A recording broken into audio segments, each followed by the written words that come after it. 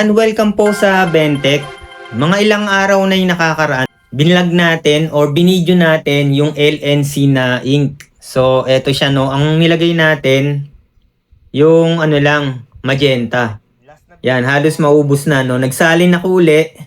Then, nagsalin na rin ako ng yellow. Yan, may bawas na. Then, itong sayan. Yung printer ay punong-puno na. Yan. Itong black ay still original ink. Ito, yung Canon. Yung Canon na GI 790. Ito, compatible din GI 790. Hindi lang kasi ako sigurado kung ba yung LNC na black. So, hindi ko siya ginamit. Kasi, kung napapanood nyo, yung video ko, ang setup ko talaga ay Canon original black ink. Then, yung Inkrite Canon compatible ink, yun yung sa colored. So, di ako sigurado kung pigment din to. Ayan. So, i-test natin, no, kasi may nag-comment na ano daw, hindi vibrant, no, para sa kanila. So, iba-iba kasi tayo ng experience, tapos may na-experience daw siya na yung nag-auto self-cleaning. Pero sa tingin ko, hindi naman siya related dun sa ink na ginamit mo. Yung problem na auto self-cleaning. Siguro may nagti-trigger na sensor o mechanism nag-automatic cleaning yung printer. Usually sa Epson kasi nangyayari yung automatic cleaning na yan pag nagja-jam, no, yung pag off mo, no, pag off mo ng printer, pag on mo, mag-automatic na self-cleaning. So tingin ko may mga features na ganun. So hindi related siya sa ink. Maaring related siya pag nag-jam, mechanism, sensor, maaring doon. Hindi siya sa ink. Kasi ang issue sa ink ay yung kulay, yung pagbabara, yan yung mga issue sa ink. So, hindi na po natin patagalin, i-test natin, ipapakita ko lang. Pigment kasi ito, no, nakakuyi siya, full kuyi pigment, Epson printer, Epson L121. Tapos ito, Canon printer, then ang ink na nating ginagamit na colored ngayon ay LNC, hindi na siya Inkrite. So yung Inkrite, parang nakita ko parang meron na sila uli, no, makikita na uli sa Shopee. Nasa inyo yan, no, kung mag-i-Inkrite pa rin kayo, no. So tinry ko lang naman to. Yan. Ipa-follow up vlog ko pa rin to kung nasira ba o may nangyari bang hindi maganda dito sa printer ko. Yan, para hindi na tumagal, sinet up ko na. Easy photo print dito. Ipagkukumpara lang natin, no, kung gaano ka vibrant, kung vibrant ba talaga tong LNC. Yung isa, Canon Easy Photo Print EX. Parehas glossy yung settings. Naka-glossy, no, premium glossy, pero to glossy rin to, no. Iba kasi yung software ng Canon, no. Then, isang RC satin, tsaka isang glossy lang na kwap, no. Tetra, try na natin, no. Yan, lagyan ko na ng papel. RC satin muna, no. Yan, tag-isa RC satin. So, ito yan, RC satin. A4. Then, yung glossy, ito lang, no. Yung manipis lang. For testing lang naman. So, ilagay na natin dito, RC satin. Pero yung settings natin, naka-glossy.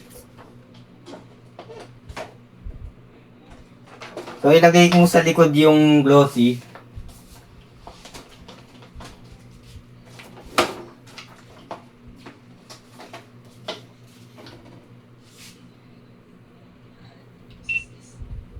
Yan, ilagay ko sa likod yung glossy.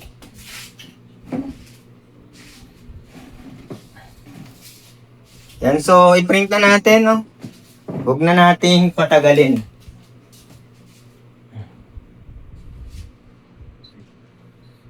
Unahin na natin tong L120, L121, I mean. Then itong Canon G7. Yan. Mas nauna kong pinindot yung L121, no? Pero, yan. Naka-bypass sa L110. Yan, parang mas mabilis yung G1010 mag-print. Yan, ito. Then, isa pa dito.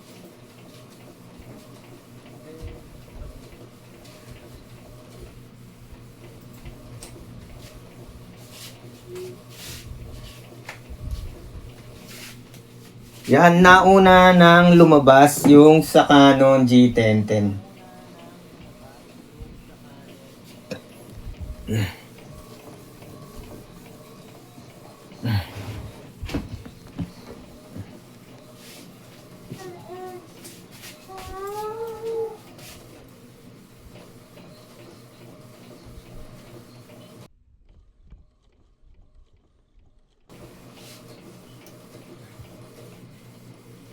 Sa Canon G1010, no? Mas mabilis yung Canon G1010.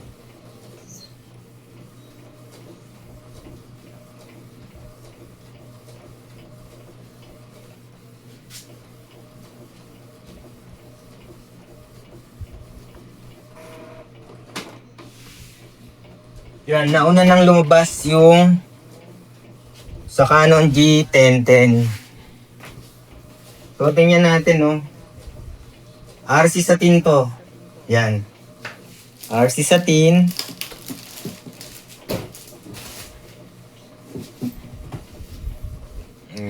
Yan.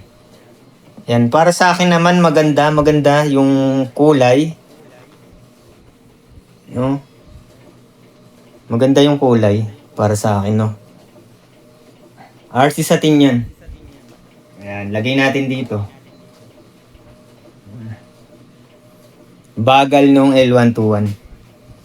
Hindi naman kasi siya talaga design na mag-print ng photo.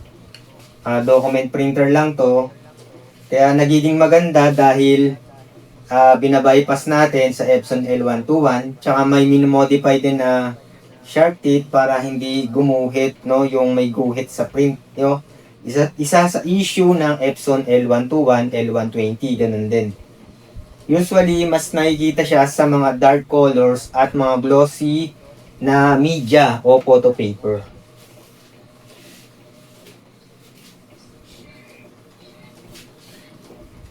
So, dito sa Canon G1010, patapos na yung sa glossy. Mas mabilis talagang mag-print yung G1010. May kanya-kanya naman kasing feature siya, no? Tsaka hindi mo naman makukuha sa isang printer yung talagang maibibigay niya na, na quality o yung paggagamitan mo, no? Kung mga document printing o photo, pwede na rin itong Canon G1010. Kasi ang Epson talaga, alam natin yan na, parang yung ginagamit ng mga small printing business. Kasi instead na lalagyan ng pigment, lalagyan ng sublimation, depende kung anong product yung gagawin nila. Yan, hindi pa rin tapos yung sa L121. So, inspect natin tong sa G1010. So far, so good naman. Parang okay naman. No? Tsaka depende din sa quality ng photo na ipiprint nyo, ha.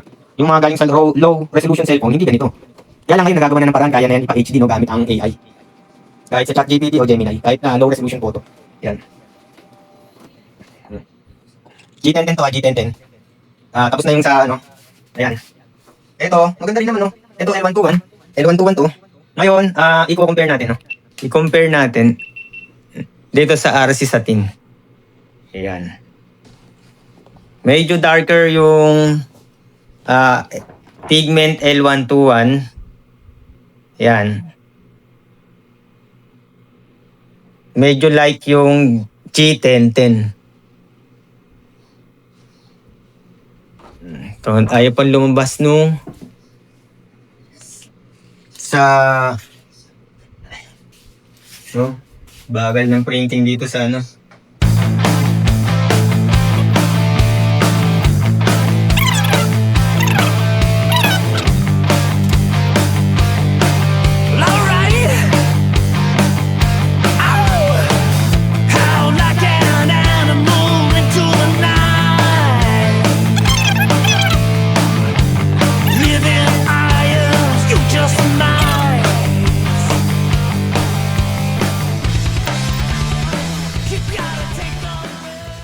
So, check na natin yung comparison.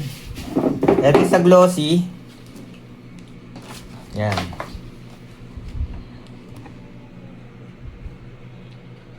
L121, G1010, LNC, ink. Para sa akin maganda naman, no? Para sa akin maganda. Mas darker lang yung L121. So na-adjust naman yan sa color correction or sa color settings. Then ito yung yan. So hindi po ito sponsor video, nasa inyo yan. Kung gusto nyo ring bumili ng LNC or mag-stick kayo sa original ink, mag-kuyi kayo, or mag-ink write kayo. So kasi dito, yan, personal experience, tsaka talagang ginagamit namin yung mga ink na yan. So hindi lang yan talaga one time na i-video, no? Para ipakita, no? Kami mga yan, mga tech, tapos yung may konting sideline, talagang ginagamit namin from our experience talaga. Yan. Tsaka walang panghabang buhay na printer. Yan, basta ma-maximize ninyo yung gamit, no? May kanya-kanyang gamit yan. Pag ito, halimbawa nito, puro makapal na papel lang talaga, no? Pero nagdo-document printing ako pa rin, pero hindi ko siya sinasagad. Ito, document printing, pag talagang maraming pliers, bagay na bagay to. L121. Kaya lang, syempre nakita nyo naman ang bagal mag-print. Pero kung plain paper ang settings, mabilis naman. Yan. Ngayon, kung gusto nyo mabilis sa photo na Epson, mag L8050 kayo. No, kahit yung L3210, mabilis lang yan ng konti. Pero sa photo kasi, mas mabilis ang model nila na 6 color, no? Yung L8050, dati ay L805, no? Nagkaroon din ako niyan, may mga video ko na luma na may L805 ako. So matagal din akong gumamit niyan. Nagsimula pa yan sa T60. Kamukha ng T60 yung walang tangke. Then naging L805, then ngayon L8050 na. So yun lang mga ka-printing, bahala na kayong humusga, no? Kung ano yung best para sa inyo. Mag-aral po kayong color settings, no? Kung anong best na settings sa inyo, kung ano i-adjust nyo ba, ilang settings yung cyan, ilan yung magenta. Hindi tayo pare-parehas ng printer. Kahit sabi mong pares tayong model, maaring depende sa condition.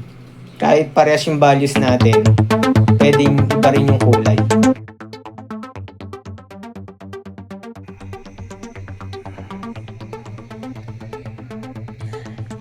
Yan. Yan. Yung G1010 ito, no, yung mas light. Tapos ito yung darker, yung pigment. So malaking factor din yung media, no? Kaya nagiging waterproof. Pag yung media nyo hindi waterproof, kahit pigment pa yan, pwedeng mag-smudge.